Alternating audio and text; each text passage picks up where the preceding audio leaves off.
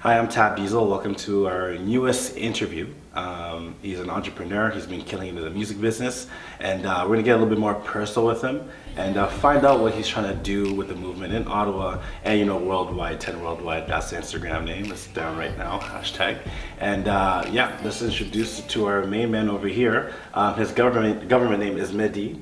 But his Instagram name is pop.ca. He's probably going to ask me for my social insurance number. So I don't know which route you're trying to go. What do you want people to know you as? Friends and family, they call me Mehdi. On Instagram, I'm Pop. On Instagram as well. Yeah. All right, so I mean, we've known each other for quite some time. I know what you're capable of. This guy, humble young man, and he's killing in the game, like I said before. And again, let's just get more into the personal side of things and also the business end of things as well. Okay, so Sure. So how did you start with 10 management? 10 worldwide, so I finished a couple of projects and I was kind of excited to figure out what to do next. And a good friend of mine, actually, he's kind of my big bro. One time we were just sitting down and I remember it perfectly. He was like, music, bro, music.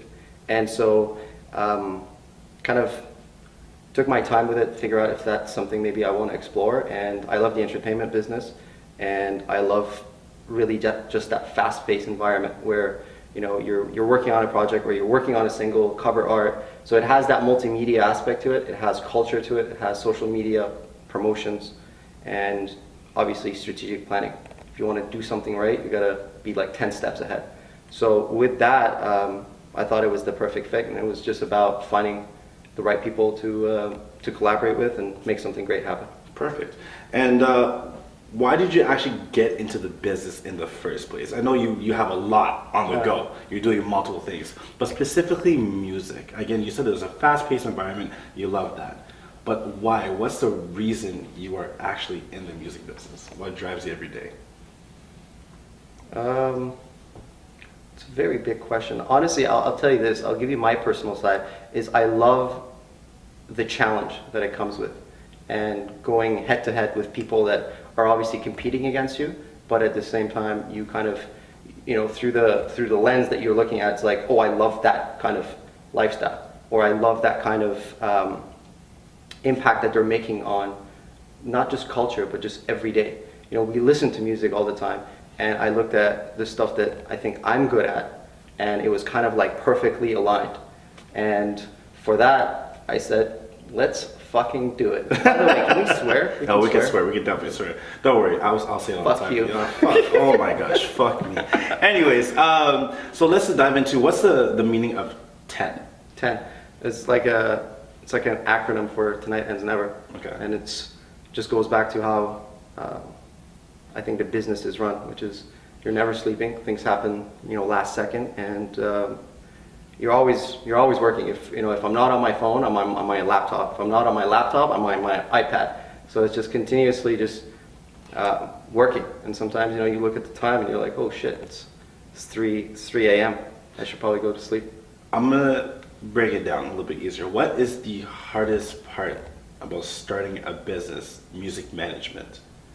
And what's some of the advice you would give out to the younger entrepreneurs? Yeah. I think the biggest thing is, if you want to get into music business as a manager, it's two things. I think obviously the first one is just music alone. If the music is good, the music is good. In Ottawa, I like to really, overwatch and see the kind of talent that we have, and we have plenty of them. Oh yeah.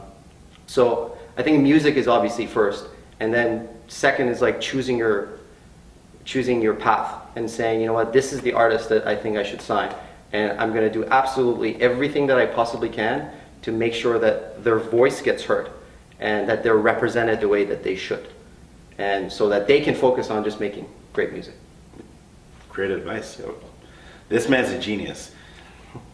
I'm like the guru. He's like Skywalker. Don't worry about it. But at the end of the day, he's gonna look better than me. Okay, it's cool. Whatever. It is what it is. Skywalker. Is that like a Star Wars reference? That's a Star Wars. Yeah, I know more than them. Yeah, I've never watched Star Wars, but I just know. Yeah. We'll watch it afterwards. It's okay. Wakanda forever, right? So you've been in this business for more than a year, officially as 10. Yeah. And as of November, that was your official 1 year mark. Yeah, man. Oh, and wow. that was probably one of the best anniversaries I've ever been to, and it was properly done. I actually had a fantastic time. And Were you drunk? Oh man! Don't make me blush, bro. Don't make me blush. He's like, oh man, oh my god. Yeah. On the hair, oh my Oh my god. But yeah, can you just tell us more about that night? What were the brightest moments, the spotlights? Can you tell us about the whole experience for the 1 year? I remember sitting with my partner, my brother George, and we were thinking about, okay, you know, we love music. What else do we think we can do well and complement the music? And it was, the events just kind of instantly like came to the foreground of like, this is what we need to do. And it was perfect timing because when we thought about it, it was around September time. We said, you know, we're just two kids, right? We don't exactly know how to run an event, but we said, we have 2 months, let's just make the perfect event. And let's not make it about 10, even though it was like 10th anniversary, but we just wanted to like showcase talent in the city. And not just, you know, the artists that we manage, but, you know, bring on board people like New Love, Keenan, Ian Lortz, Jaden District, June, you know, Red Couch Boys, and people that are obviously making an impact, you know, with the music they make. And of course, like, you know, SVLM or Vi, right? It was just a packed show, and I think it went really well, of like start to finish. Man, I was dancing the whole night. I had my champagne in the left hand. I was fucking stressing, bro. I was like, man, and you know what's honestly amazing is like I looked at around 10:15 p.m. outside, and I was like, holy shit, George, there's actually like a lineup of people. It was crazy. Yeah, I was like, man, are we selling the next iPhones? Like, it was as if it was Apple Store, and there was like a lineup of people. So when you see stuff like that, and you see how it's not about us, it's about artists, and you know, we're celebrating artists, and we're trusting in artists, it was amazing. And it just makes you appreciate the art that much more, because Yeah. you know, like, people are supporting, and there's so much hype in the city for it. And you know, that it's just one of those outlets, and you created a perfect outlet that, you know, you started from day one, and you're still doing it, and that you're giving a platform for other artists, whatever it is, to actually showcase their talent. So good job on you, man. I'm really proud of you. And any reception and future plans for the shows?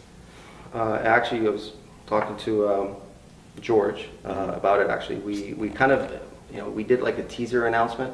We want to do something sometime during the summertime called Ottawa Music Summit, and instead of doing like a 10th anniversary part 2 show, we want to kind of have 2 sides to it, which is having live performance and doing something similar to like Tinder or like speed dating, where it's like, I'm an artist looking for a producer, I'm an artist looking for a manager, and we want to have panels on there. So if you know people that obviously have been in the music business, you know, tell them to give us a shout. Tell everybody. Tell everyone. Yeah. He's gonna be DJ Khaled. So it's like, oh my gosh, everyone needs to come. I'll buy your mother a house. I'll buy your father a house. I'm lying. I'm not gonna. What do they that. say? It's like, what's that Kanye West song? It's like, you get a check, or no, you get a, what was it? You get. I don't. What is it? It's an Oprah thing. Is it an Oprah thing? But there was a song on Kanye West, like Kanye West. Do not put that. But there was a song from Kanye West's album, like Life of Pablo, and it was like you get this and you get that and you get that. But anyways, I don't know. You lost me. Yeah. I just Google afterwards. Yeah, you know, no, dude. Oh fuck. So one of your artists, you're a managing artist, as everyone knows. So we would like to know, you know, how is it working with Vi? I don't want to make it sound like over the top, but it, like, every single day, it's special. Like, she's always making music, and when you look at like an artist, right? You know, it's about the music that they're obviously working on. It's their brand, right? And what image they want to portray. And you know, the third aspect is like legacy. Yeah. It's like what happens in like 20 years from now. And from all those different criterias, it's like she's perfect. And I think everything we do is a creative collaboration, you know. And she has a lot of energy. She wants to do a lot of things, and it's about finding the right time to kind of figure out when do we do them. And it's just been honestly an incredible transition from looking for artists to finding her and hoping, you know, in some way we can just continuously elevate. Just elevating the platform, her name and talent. So with Vi, what separates her from other artists? Because you singled her out. Now. Sure. This is the one, right? What singles her out from everyone else? An old friend of mine actually sent her music to me and was like, "Hey, you manage models and looking for a musician, check her out." And it was just one song I listened to. It was "Reaping," an old version of it. Now she has like Blackwater. The song has been remastered, like re-engineered from the ground up. And I listened to it, and my instant reaction after like listening to it for like 30 seconds was like, how do I get in contact with her? Like, how do I just reach out to her and say, "You're fucking talented. Let's work together." She has an electrifying sound. Yeah, and honestly, like when we have meetings, and we have meetings like once a week, that passion, that drive, it's just what, like it just fuels me to just want to work more. And personality wise, just the way she talks about music and how she wants to do this and this and that. It's like, yeah, you just want to work with people that obviously you find similar common interest in, and people that you have their back and they have yours, and that's amazing. After this, get me an autograph. I'm not playing, man. Get me an autograph after this. You're not gonna sell it on eBay, right? No, in Africa. Anyways, was it working with Wakanda Forever? How was it working with SVLM? That's your male artist as well, yes? Yeah. So when George kind of came on board with us on 10, we were not necessarily looking for new artists to sign, but George kind of recommended, hey, like, there's an artist out there. He's been making music for a while, like 3-4 years. He had like a show at the old mansion. Remember Bourbon Room Mansion? Yeah. So I listened to one song again, and I was like, this is good, let's just set up a meeting. And from the work that he's done before to now, it's been a very drastic change. And not necessarily the old stuff was bad, it's just this stuff that I personally listen to, and music is subjective. I was like, wow, this is incredible. Like Hopeless was one of those songs I listened to. I was like, yeah, this is it. This is it. Yeah. And so George kind of set the whole thing up, and when you're in any business or just life in general, life is fucking short. So you have to kind of pick the bags that are going to be successful, and they're kind of like their scent. So I was managing Vi at the time, and I didn't want to kind of take anything away from the work that we were doing together. So George was the big help. He was the co-manager, and he kind of said, you know what, I'll manage the stuff that you obviously don't have time with, and I help out in any way, shape or form. Right now, managing 2 artists, I think Vi and Svlm, it's kind of like the sweet spot of the perfect up and coming female artist and the perfect up and coming male artist. Yeah, and you know what? It definitely, and with males and females. Actually, I have a question for you. Who's harder to work with, males or females? Honestly, in my situation, like both artists know what they want, right? And it's about like polishing it and kind of building a strategy of like, you're gonna do this. We just need to kind of figure out the timeline of doing it. I think Vi, the reason I say Vi in this very aspect is it was the first artist that I kind of brought on board to 10. And the transition, like, I'm learning too. It's not like I was in the business for like 5 years or 10 years and decided to just open up a new shop. It was the perfect transition. For me, working with Vi, it's honestly very simple. It's as if like we're not even working. So because of that, I would say she obviously taught me a lot of how to deal with situations. So I probably would say Vi, but I would also probably say Svlm. We obviously have our, not necessarily disagreements, but there's different ways we want to do it. But it just goes back to the last point of, like, as a manager, your job is your artist has a story, and the best person that can tell that story is the artist. So our job as managers, at least the way I look at it, is polishing that story and letting her or him tell it. So I don't know if I answered the question, but honestly, working with both of them is amazing. You almost shed a tear, man. That was beautiful, Yeah. man.